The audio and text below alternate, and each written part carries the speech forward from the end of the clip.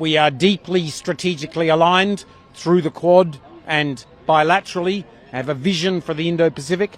We have very strong complementary economy.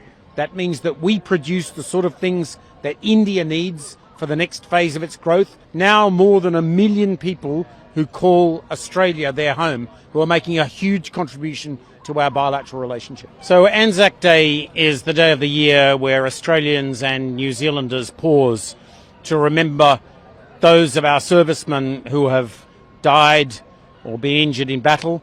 But we also pause to remember all of those who have been affected by war in all conflicts from all countries. At today's Anzac Day ceremony, I focused in particular at the role of Indians in the First World War, and particularly in the Battle of Gallipoli, where Australians, New Zealanders and Indians stood side by side. And I was able to reflect not only of the gallantry of the Sikhs, the Gurkhas, the Punjabi Musliman, people from right across this continent, but also of the strong camaraderie that existed between Australians, New Zealanders and Indians at that time, which of course goes on very much in this present moment.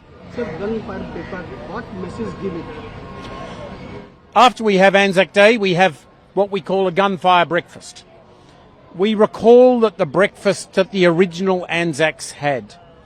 They went into battle at dawn on the 25th of April 1915.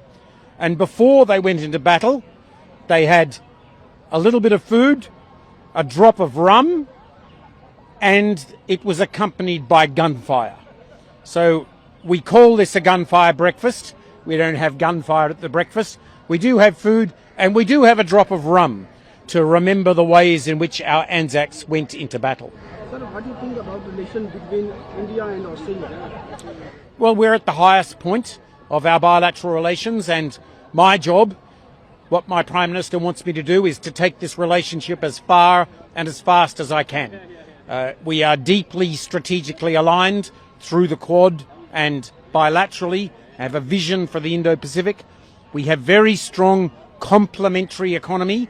That means that we produce the sort of things that India needs for the next phase of its growth, whether that's critical minerals or energy or skills and training. And the other part of our relationship is what we call the human bridge.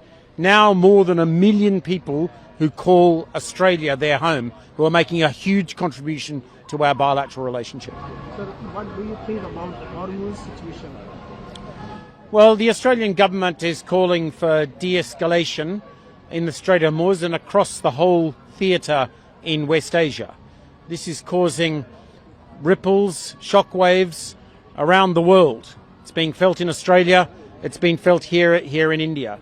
For us, the negotiation process is very important, and the sooner that the parties can come to a conclusion and we can resume more normal traffic through the Strait of Hormuz,